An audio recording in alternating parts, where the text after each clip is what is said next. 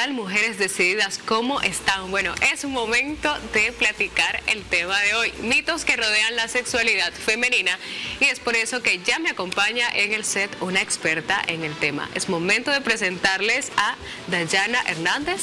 Ella es ginecóloga. Doctora, ¿cómo está? Bienvenida. Mucho gusto, muy contenta de estar el día de hoy acá, poder compartir con todas información muy importante. Claro que sí, y espero que sea la primera de muchas. Así es. Sí. Bueno, vamos a empezar por preguntar, ¿cuál es la visión que deberíamos de tener nosotros por concepto acerca de qué es la sexualidad femenina, amén, de la relación sexual como tal? Sí, la sexualidad femenina en realidad tiene un concepto bastante amplio, porque implica varios factores genéticos, factores emocionales, factores culturales, sociales. Es decir, tiene que ver con todo lo que es la autoestima corporal, la identidad de la mujer, tiene que ver con la salud, tanto física como la salud hormonal.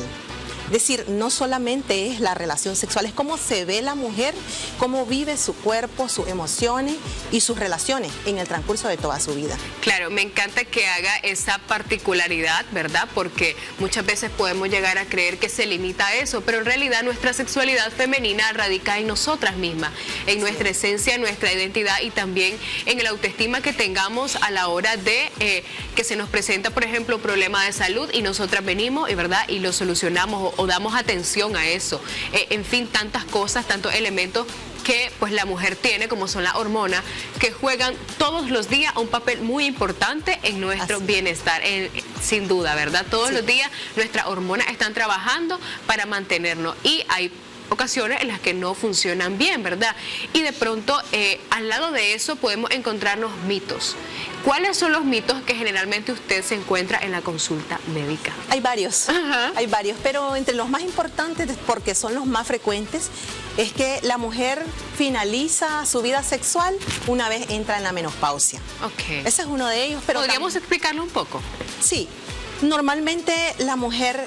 Algunas personas consideran que la mujer al llegar a la menopausia, como hay disminución de los niveles hormonales, de los estrógenos específicamente, entonces hay disminución del deseo sexual y se piensa que eso debe de verse como una normalidad y que no hay que consultar a nadie porque eso ya es, todo el mundo sabe que hasta ahí llegó el deseo sexual de la mujer y tratar de verlo con normalidad, eso es algo totalmente incorrecto. Erróneo, ¿verdad? Y muchas veces en nuestra cultura estamos acostumbradas a, bueno, ya la mujer de pronto a sus 50 y tantos tiene nietos, entonces ya la mujer deja de ser, digamos, emplear en su vida esa sensualidad o esa unión que debería tener en su pareja porque dice, bueno, ya pasó su tiempo, pero acabamos de aclarar, ¿verdad?, que eso no es así. Así es. ¿Y cómo se complementa, digamos, cuando ya llegaste a esa edad y que bajaron esos estrógenos, qué puede hacer la mujer para evitar ese error y ese mito? Entonces, es importante que las mujeres sepan que no hay que ver como normalidad esto y hay que acudir a buscar atención médica con el ginecólogo, porque muchas veces se piensa que el deseo sexual es todo lo que se ve afectado durante la menopausia y no es así. Durante la menopausia hay alteraciones hormonales que causan daño en todo nuestro cuerpo, es decir, nuestros órganos vitales, incluido el cerebro. Wow. La muerte neuronal se aumenta en la menopausia, por lo tanto sufrimos mucho daño cognitivo. Wow. Entonces, la mujer debe sí o sí recibir un tratamiento hormonal para suplir la deficiencia que tiene. Claro que esto debe ser con un personal de salud que la evalúe con exámenes previos y su examen físico general y estudios complementarios para que la terapia no sea riesgosa para ella. Claro que sí, siempre garantizar nuestra seguridad en todos los sentidos y en todas las etapas de nuestra vida. ¿Qué otro mito se ha encontrado por ahí? Otro de los mitos es que las mujeres tienen menos deseo sexual que los hombres. Ajá. Es uno muy pero frecuente. eso es mentira, ¿verdad? Hasta cierto punto es falso, ¿verdad? Okay. Por supuesto, porque, por ejemplo, el deseo sexual es variable, varía de una persona a otra. Y esto tiene que Empezando por ahí.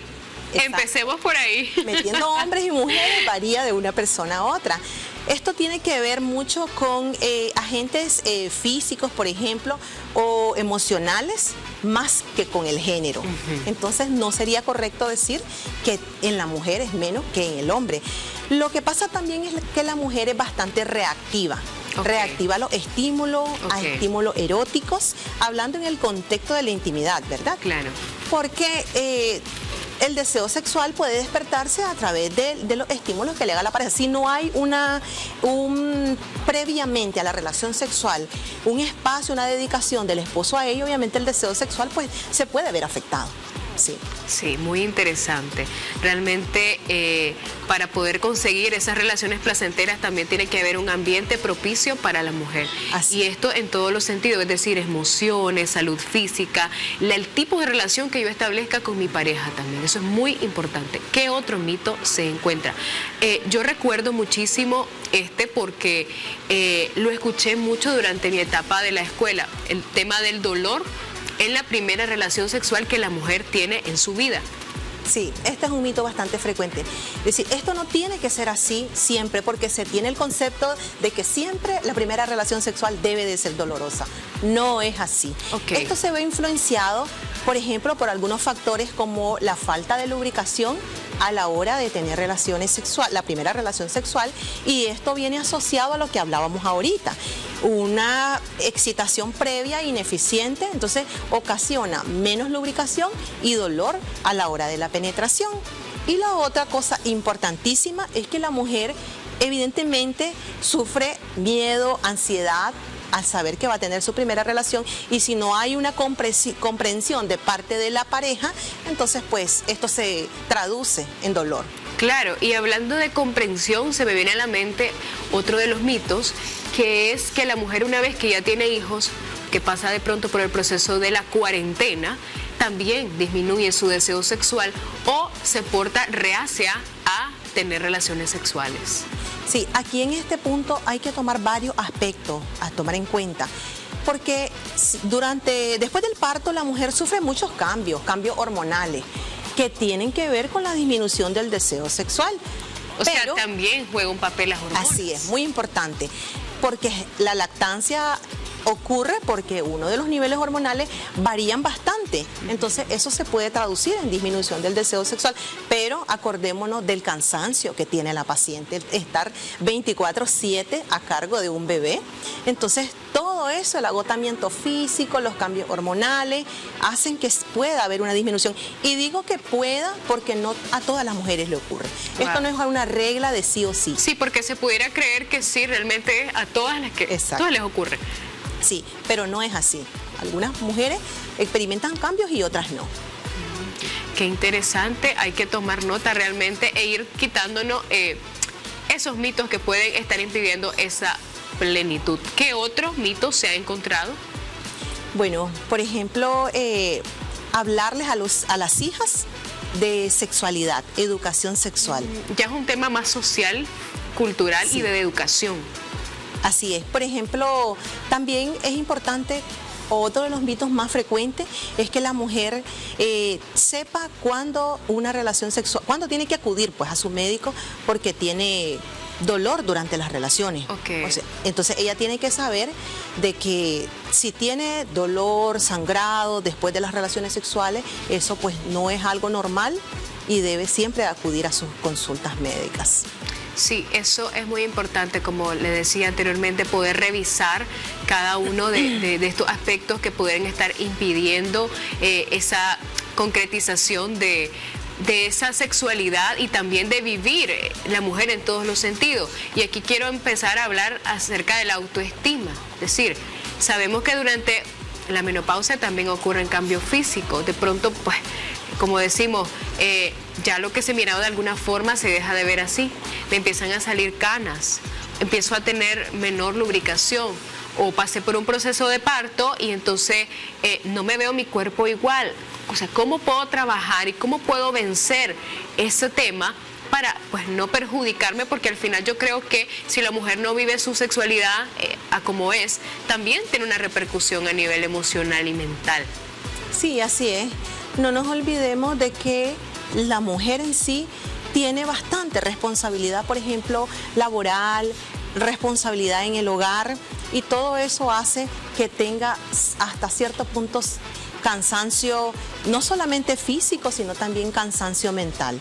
Entonces es importante que las mujeres sepan de que la sexualidad debe de vivirse plenamente en cualquier etapa de la vida. Claro que hay variaciones, que es lo que hablábamos, por ejemplo, ahorita. En el momento del parto hay cierta disminución del deseo sexual, en la menopausia, pero siempre lo importante es nunca olvidar que esto no debe considerarse normal y se debe de buscar ayuda, no solo ayuda médica, porque muchas veces son factores psicológicos los que están involucrados. Entonces también ayuda por parte de psicología, es muy importante. Sí, eso sin duda es elemental. Bueno, doctora, vamos a irnos a una pausa y vamos a seguir conversando de este tema, porque sí realmente es preocupante que hayamos normalizado estos mitos y pues nos estén perjudicando a las mujeres. Así que ya volvemos.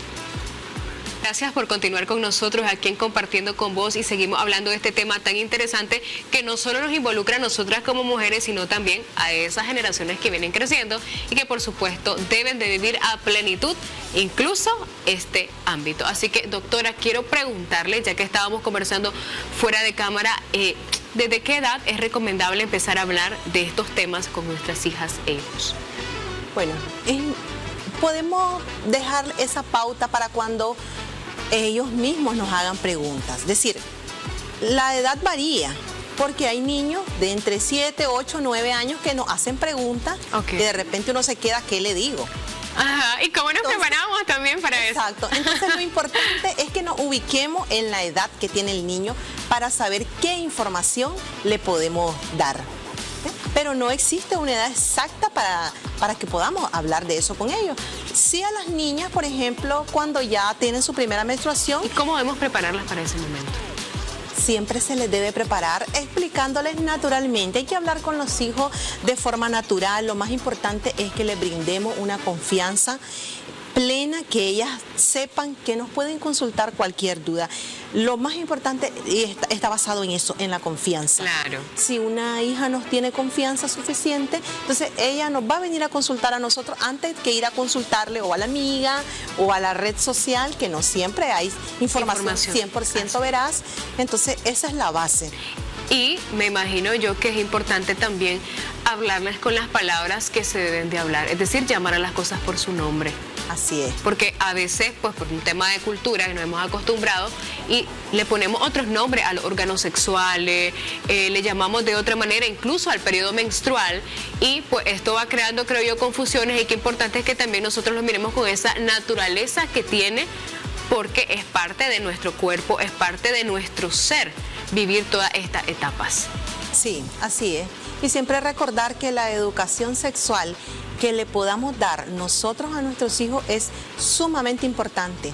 Importante, ¿por qué? Porque eso nos va a evitar situaciones como, por ejemplo, un embarazo no deseado, infecciones de transmisión sexual.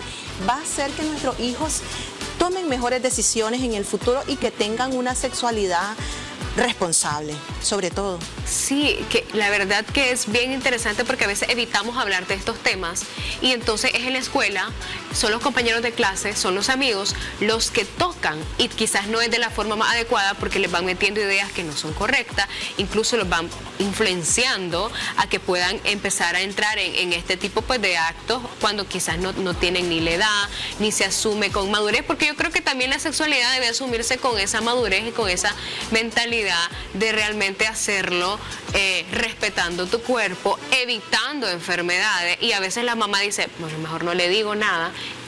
La niña sale, crece y pues realmente se puede encontrar con estos escenarios. Y por eso es muy importante el tema de la educación sexual, sin duda. Porque también no olvidemos los errores que cometemos. Los errores que cometemos es hablarles tardíamente. Ya tenemos un evento, entonces hablemosle de esto cuando ya, pues, tal vez la solución debió no ocurrir, ¿verdad? Hablarles a los hijos sin que ellos sientan culpa ni tampoco miedo a lo que le estamos diciendo. A veces lo que hacemos es no darles educación sexual, sino que amenazarlos de algo. Si haces esto, que va a pasar esto. Y entonces eso más bien rompe el vínculo de confianza entre los padres. Se va afectado el desarrollo, en ese caso emocional, del niño. Y también al final esto crea un problema en la familia. Así es. Esto crea un problema que repercute en todos los sentidos, como decimos.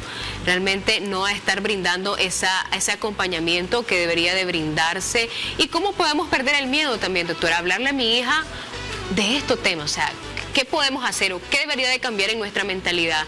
De pronto, si es un tema que nos han inculcado, para poderlo hablar con mayor naturalidad. ¿Cómo lo podemos trabajar también desde visitar a nuestra ginecóloga de confianza?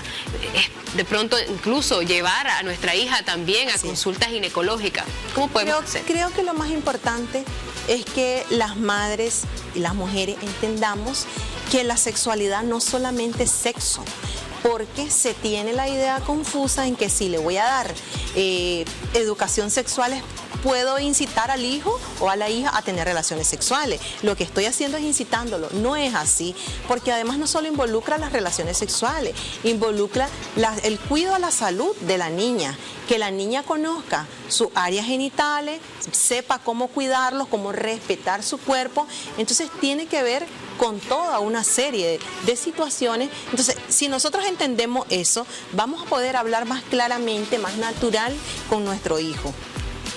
Me encanta su respuesta, doctora. Sí, realmente ir fomentando de todos los espacios. Nos llega una pregunta, esto desde Matagalpa. ¿Qué tan cierto es que el vello púbico se debe conservar por higiene o es mejor retirarlo?